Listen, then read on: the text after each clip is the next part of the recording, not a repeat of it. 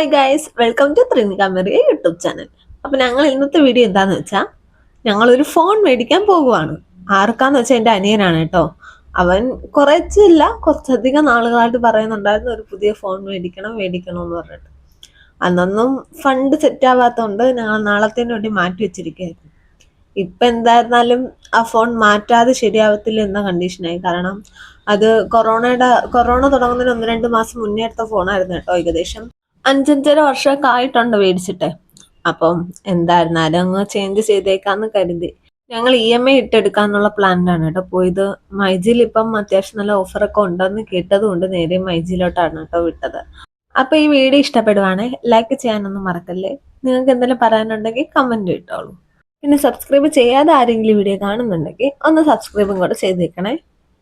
പിന്നെ ആദ്യമായിട്ടാണ് ഈ ചാനൽ വിസിറ്റ് ചെയ്യുന്നതെങ്കിൽ വെൽക്കം ടു അവർ ഫാമിലി. ഇതിപ്പോ ഞങ്ങളൊരു വൈകുന്നേര സമയത്താണ് ഇറങ്ങിയത്. അത്യാവശ്യം ട്രാഫിക് ഉണ്ടായിരുന്നു. കുറച്ചു നേരം വെയിറ്റ് ചെയ്തൊക്കെയാണ് പോയത്. ഞങ്ങളുടെ വീട്ടിൽ നിന്ന് കുറച്ച് ലോങ് പോകണം അങ്ങോട്ട് പോകണമെങ്കിലേ.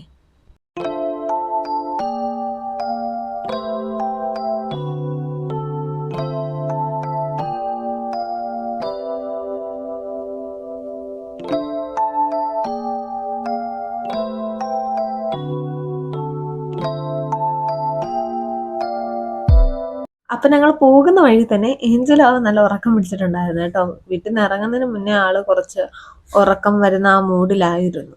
അങ്ങനെ അവിടെ എത്തുന്നതിന് മുന്നേ തന്നെ ആളങ്ങ് ഉറക്കവായി. ഇതിപ്പോ ഞങ്ങൾ മൈജിയിൽ എത്തിയിട്ടുണ്ട് കേട്ടോ. ഇവിടെ എത്തിയപ്പോഴത്തേനും ഏഞ്ചൽ എഴുന്നേറ്റെന്നാണ് എനിക്ക് തോന്നുന്നത്. എൻ്റെ അനിയനായിരുന്നു അറ്റത്തിരുന്നതേ, അതുകൊണ്ട് അവൻ തന്നെയാണ് കേട്ടോ ആദ്യം ഇറങ്ങിയത്. ഏഞ്ചൽ അപ്പോഴത്തേനും നല്ല ഉറക്കം തന്നെ ആയിരുന്നു. ഞങ്ങൾ അകത്ത് കയറിപ്പോയി കേട്ടോ.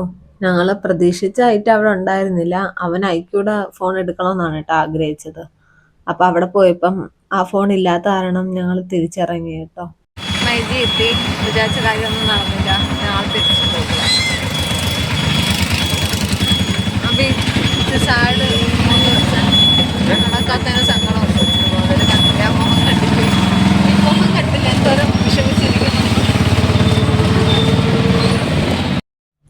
പറഞ്ഞതൊക്കെ ജസ്റ്റ് അവനെ ഒന്ന് കളിയാക്കിയതായിരുന്നു കേട്ടോ. ഞാൻ വെറുതെ ഒന്ന് ഇതൊക്കെ ഒരു ഫണ്ണല്ലേ.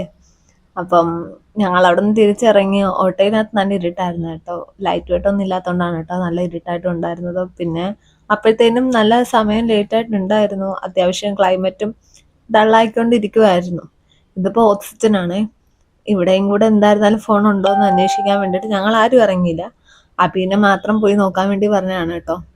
അവൻ നടന്നു പോകുന്ന വീഡിയോ എടുക്കാൻ വേണ്ടിയിട്ടാണ് ഇനി ഫോണും പിടിച്ചു വെച്ചോണ്ട് നിന്നത്. ഈ വണ്ടികൾ അങ്ങോട്ടും ഇങ്ങോട്ടും പോകുന്നല്ലാതെ അവൻ അവിടെ അനങ്ങുന്ന പോലും ഉണ്ടായിരുന്നില്ല. നിങ്ങൾ ഇതുപോലെ ഈ റോഡിന്റെ ഭംഗിയൊക്കെ ഇതിനു മുന്നേ ആസ്വദിച്ചിട്ടുണ്ടോ? അവി നടന്നു പോകുന്ന വീഡിയോ എടുക്കാൻ വേണ്ടി ഇത്രയും നേരം ഞാൻ ആ റോഡിന്റെ ഭംഗിയെ നോക്കിക്കൊണ്ടിരിക്കുകയായിരുന്നു ഫോണിലെ ക്യാമറയിലൂടെ. 2000 years later. നിങ്ങൾ എന്താ കരുതിയേ അവൻ ഇപ്പൊ ഇറങ്ങി നടന്നിട്ടുണ്ടാവുന്നല്ലേ? നോ നോ നോ നോ, അവൻ ഇപ്പോഴും ആ നിപ്പ് അവിടെ തന്നെ നിപ്പുണ്ട്. പിന്നെ അവനെ കുറ്റം പറഞ്ഞിട്ട് കാര്യമില്ല. റോഡല്ലേ, ഒരു സീബ്ര ലൈൻ പോലും ഇല്ല ക്രോസ് ചെയ്ത് പോകാൻ വേണ്ടിയിട്ട്.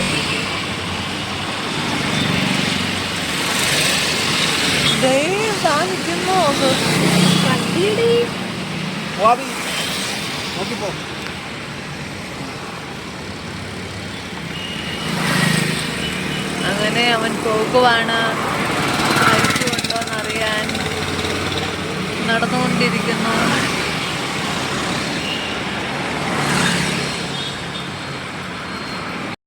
ക്ഷമ നശിച്ചപ്പോഴാണ് കേട്ടോ ഞാൻ ആ ഡയലോഗൊക്കെ ഇരുന്ന് പറഞ്ഞത്. കാരണം എത്ര നേരം എന്ന് വെച്ചാൽ ഫോണും പിടിച്ചോണ്ട് നിൽക്കുന്നത്. അവിടെയും പോയി അന്വേഷിച്ചപ്പോൾ അവിടെ ഐക്യു ഇല്ലാന്ന് മാത്രമല്ല, ഐക്യുവിന് കുറച്ച് എന്താ പറയണ്ടേ, ഐക്യുവിനെ കുറച്ച് ഡീഗ്രേഡ് ചെയ്യുന്ന കുറച്ച് ഡയലോഗും കൂടെ കേട്ടിട്ടാണ് കേട്ടോ അവൻ തിരിച്ച് ഓട്ടോയിലേക്ക് കയറി വന്നത്. പറഞ്ഞ ഡയലോഗൊന്നും അവൻ അത്ര ഇഷ്ടപ്പെട്ടില്ല.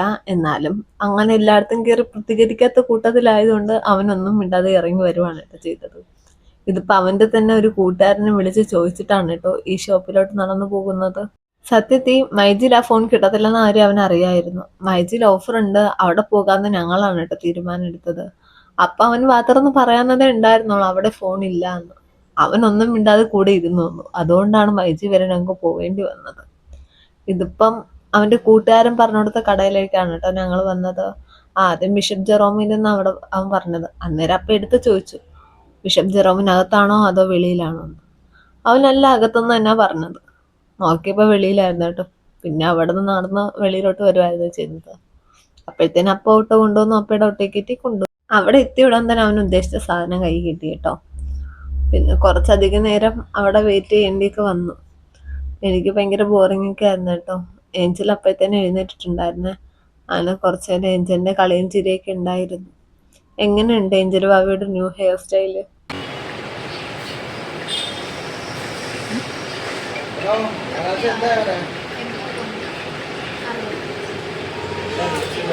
ഹായ്.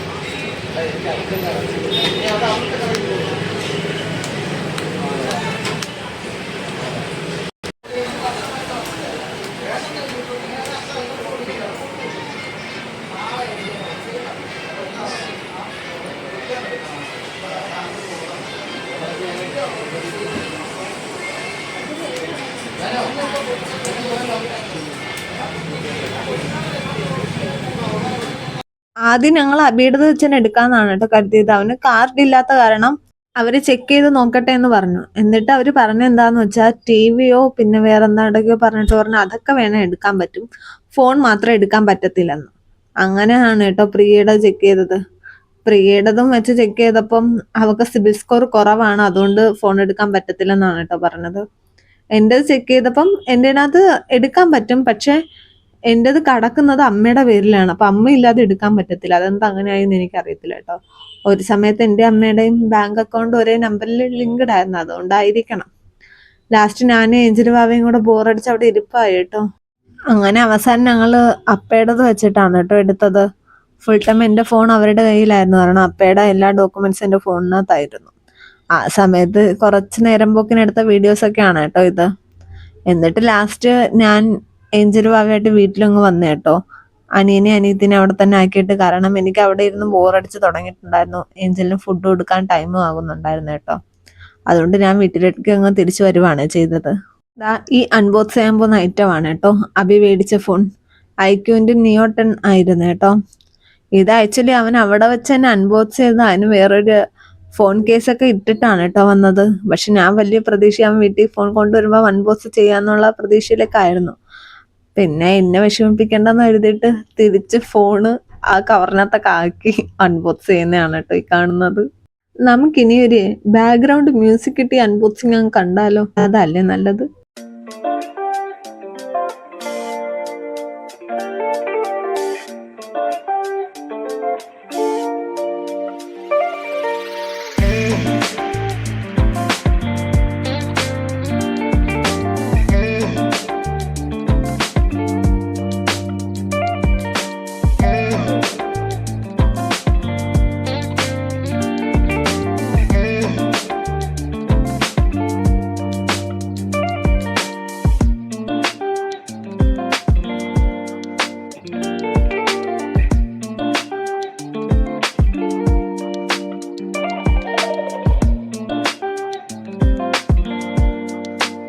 അതിൽ കണ്ട ആ കുഞ്ഞിക്കൈകൾ ഏഞ്ചൽ ബാവയുടെ ആയിരുന്നു കേട്ടോ. സൈഡിൽ ഇരുന്ന ആൾ അത് പിടിച്ചു വലിക്കാൻ നോക്കുമായിരുന്നു കേട്ടോ. അപ്പൊ ഇന്നത്തെ വീഡിയോ ഇത്രയേ ഉള്ളൂ. ഇഷ്ടപ്പെട്ട ലൈക്ക് ചെയ്യാനും ഷെയർ ചെയ്യാനും സബ്സ്ക്രൈബ് ചെയ്യാനും ഒന്നും മറക്കണ്ട. അപ്പൊ നെക്സ്റ്റ് വീഡിയോ കാണാം.